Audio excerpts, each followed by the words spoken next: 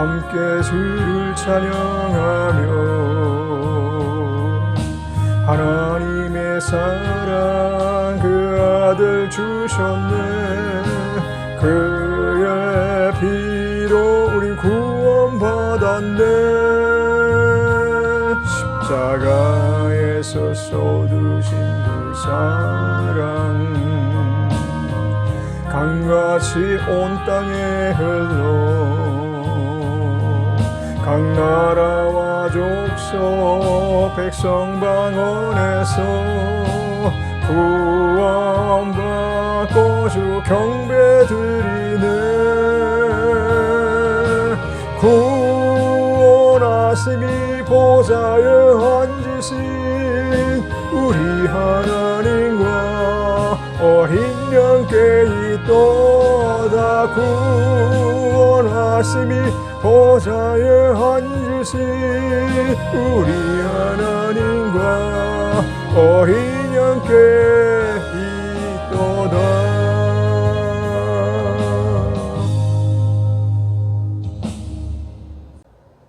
하나님의 말씀 베드로전서 3장 12절로 22절까지입니다.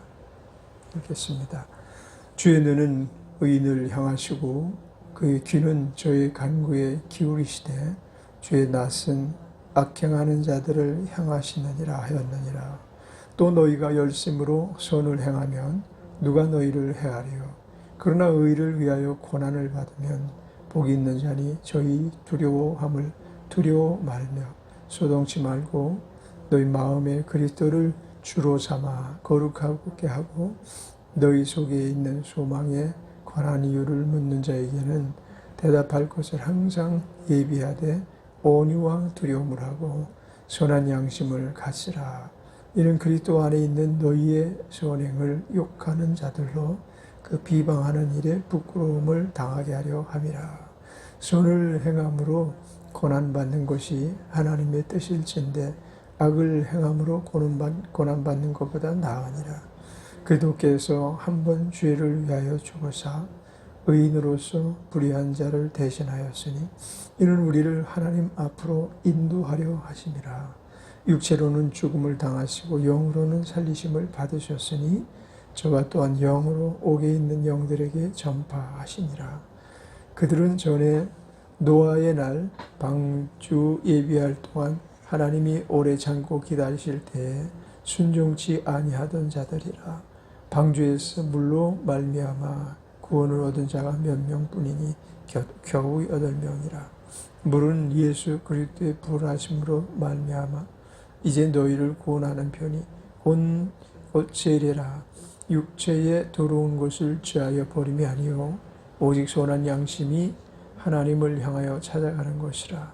저는 하늘에 오르사 하나님 우편에 계시니 천사들과 권세들과 능력들이 저에게 순복하느니라. 아멘.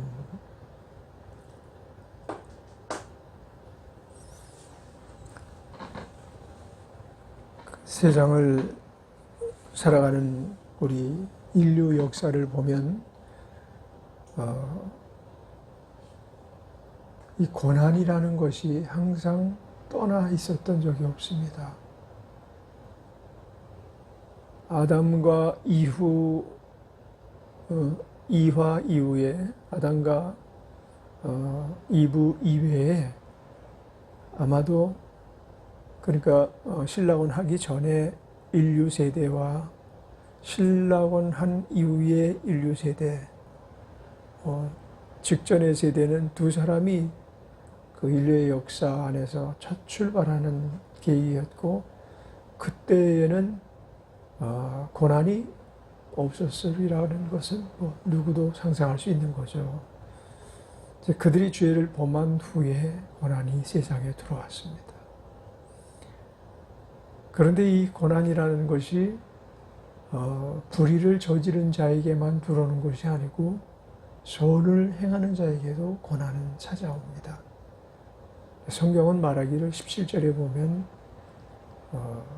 불의를 저질러서 악함에 속한 가운데 당하는 고난받아 선행을 이루는 가운데 고난을 받는 것은 유익이 있다고 그렇게 말씀합니다.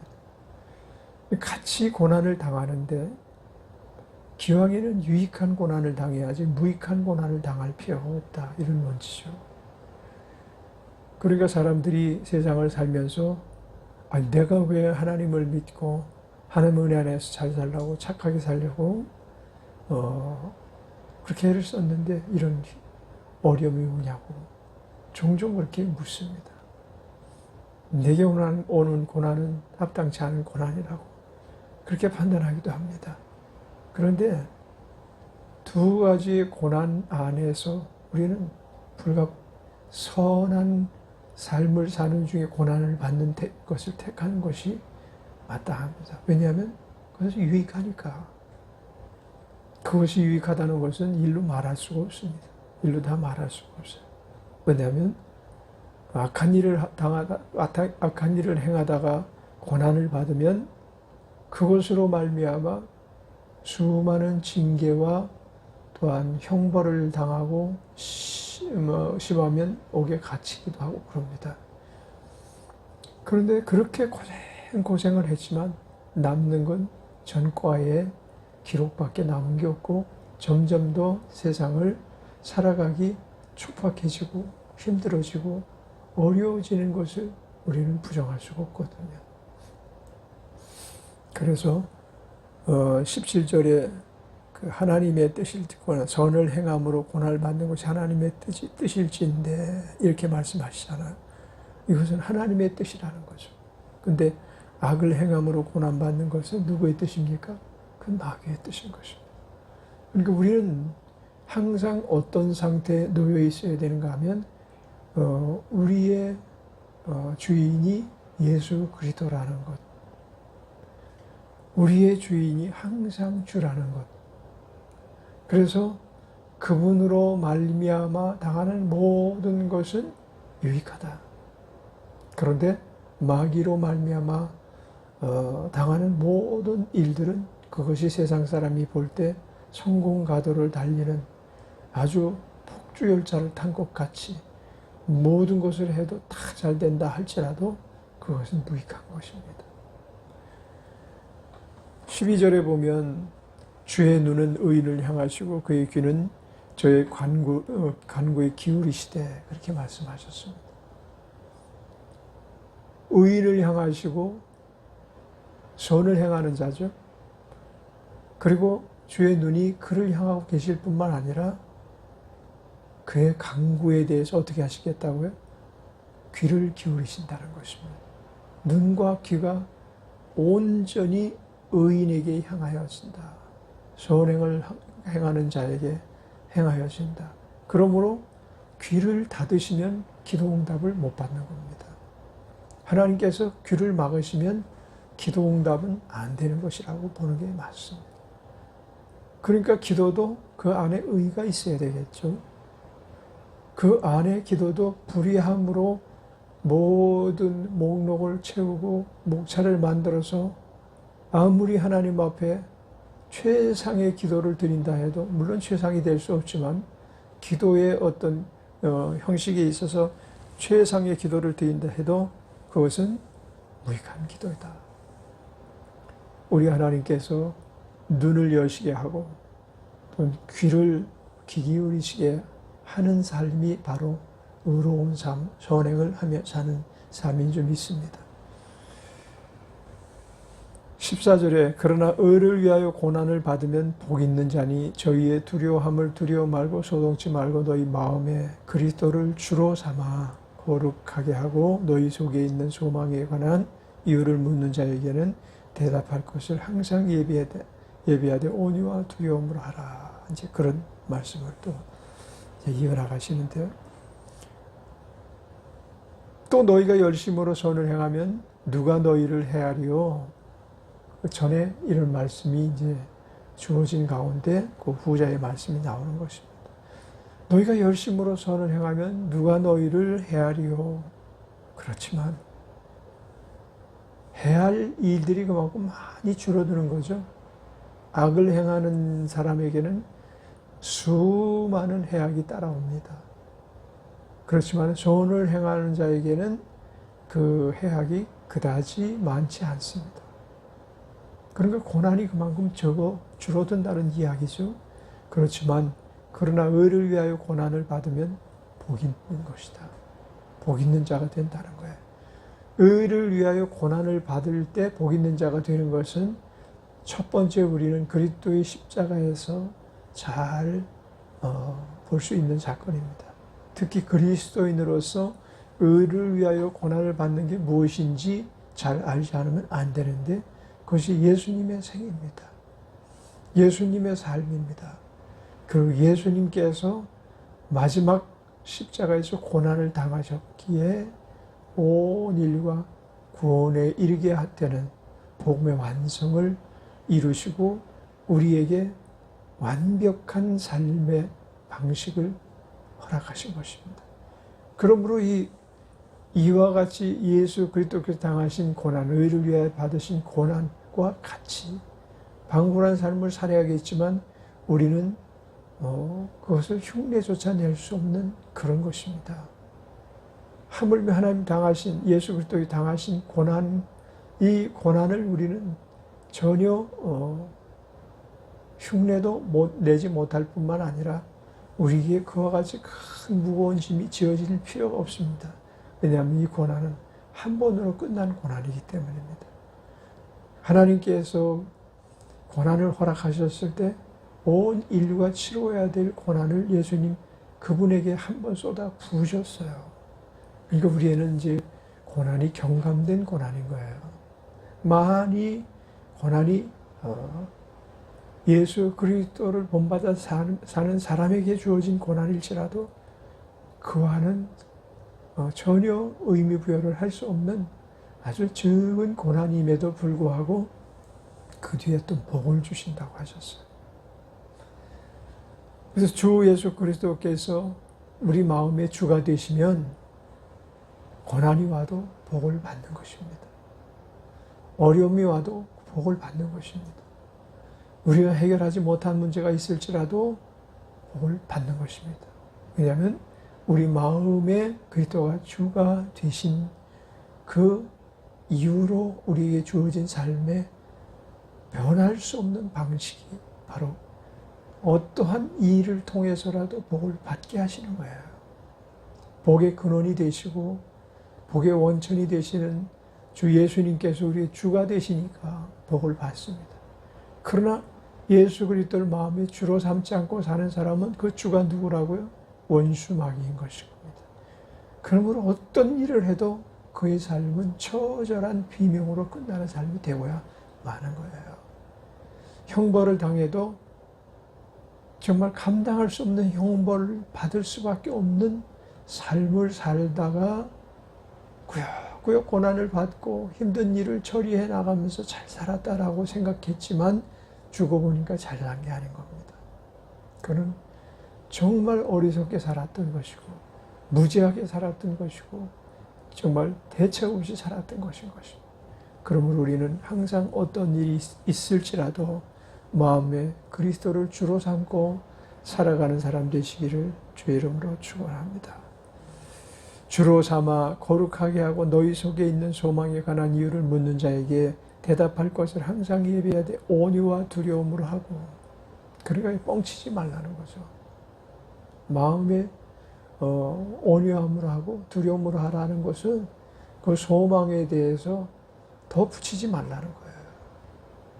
특히 설교자들 명심해서 들어야 될 것을 붙일 필요가 없어요. 우리가 하나님을 향하여 소망을 가진 것 성경적으로만 말하면 돼. 성경 밖의 것을 막 갖다가 예수 믿으면 돈이 저절로 달라붙어요. 예수 믿으면 좋은 일이 항상 나타날 수 있어요. 이런 식으로 성경에 기록되어 있지 않은, 기록되어 있을지라도 일부분 그 문장을 위해서 필요하여 주께서 삽입한 부분들을 극대화시켜서 그 외의 것을 삭제하면 안 된다는 것입니다. 그래서 우리는 항상 우리 주님의 소망에 대해 말할 때에도 두려움으로 이 소망에 대해서 말을 하고 또 온유함으로 더욱더 소망을 정확하게 우리의 소망된 것이 무엇인가를 정확하게 온유함과 두려움으로, 왜냐하면 우리에는 항상 주인이 계시기 때문에 그래요. 누구라고요? 마음의 주가 그리스도가 되셨습니다. 그분이 항상 눈과 귀를 동원해서 우리를 관찰하고 계신 거예요. 필요할 때는 응답해 주시고 또한 아닐 때에는 눈을 부릅뜨시고 그렇게 해서는 안 된다라는 지시도 하실 수가 있으신 직권을 우리 하나님께서 전부 그리스도께 이양하셨다는 것을 우리는 잊어서는 안 되는 것입니다. 16절에 선한 양심을 가지라 이는 그리스도 안에 있는 너희의 선행을 욕하는 자들로 그 비방하는 일에 부끄러움을 당하게 하려 함이라. 이 부끄러움을 당하게 하는 것이 그것이 통쾌한 복수가 되는 게 아니고 부끄러움을 당한 그 사람이 진실을 보게 되는 거죠. 아, 주 예수가 저들이 믿는 하나님이라고 그러시더니 정말 하나님은 계시구나.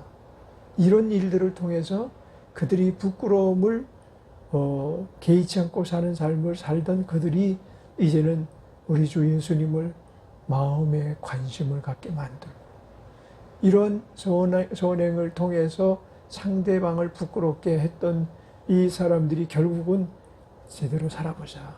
잘 사는 길은 이 길이 아니고 앞서가는 저분이 잘 사는 것이구나 라고 생각하고 뒤쫓게 하는 거예요.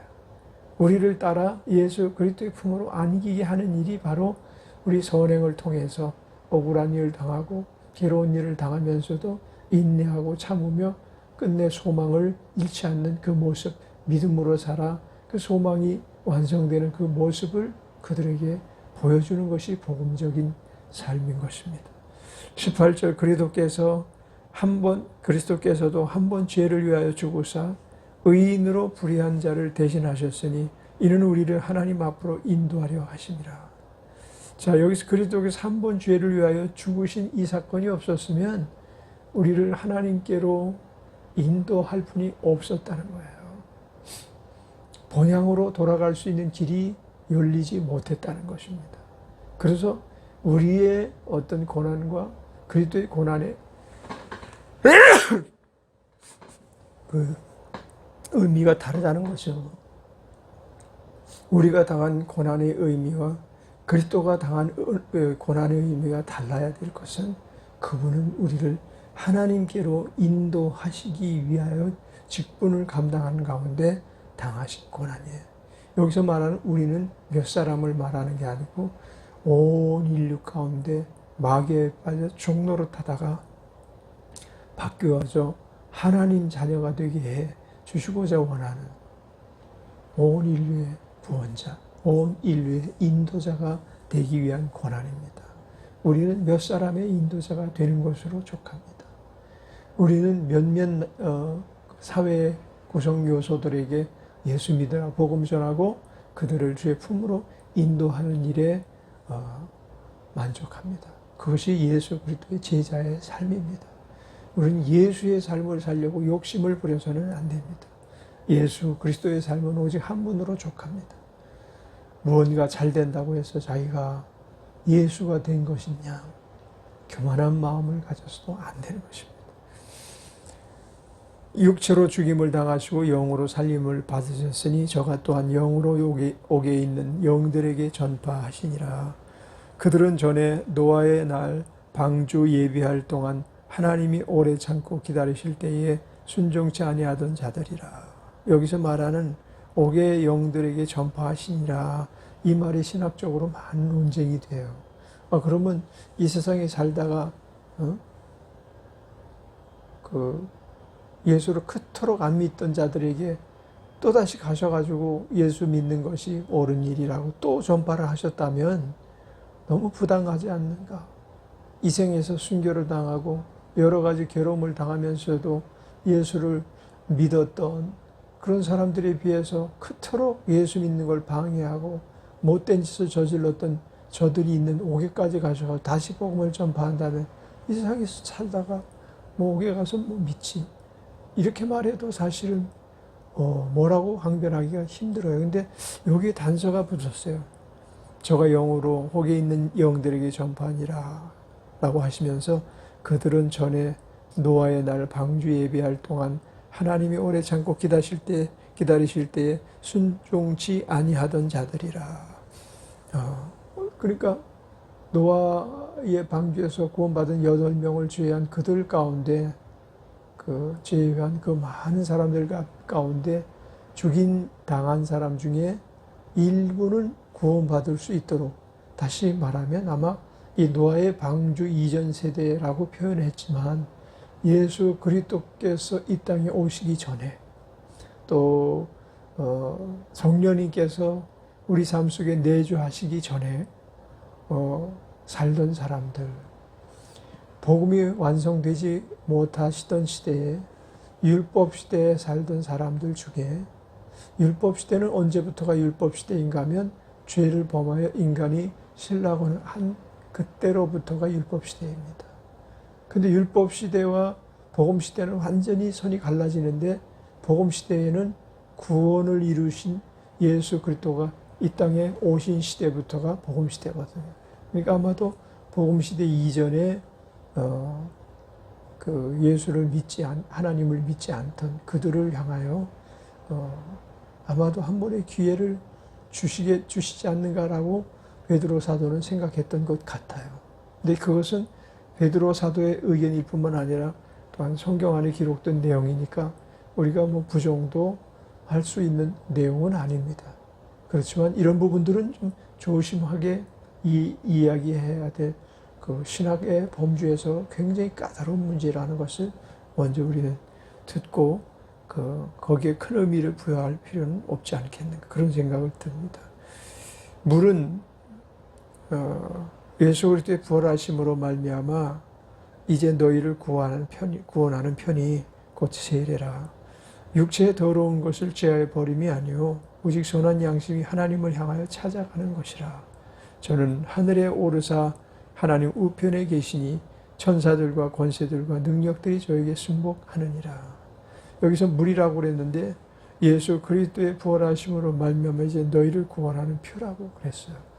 여기서 말하는 물은 요한의 세례 때 사용되었던 물이 아니라 우리를 구원하는 물은 오직 예수 그리스도의 보혈의 피인 줄 믿습니다.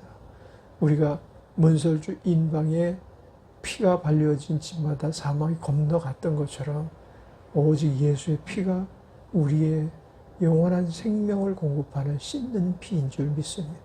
온갖 죄를 씻고 더러움을 씻고 우리를 그리스도 예수의 신부로서 거룩한 두루마기를 입혀주실 수 있도록 우리를 단장시키기 전에 베푸신 역사인 것입니다.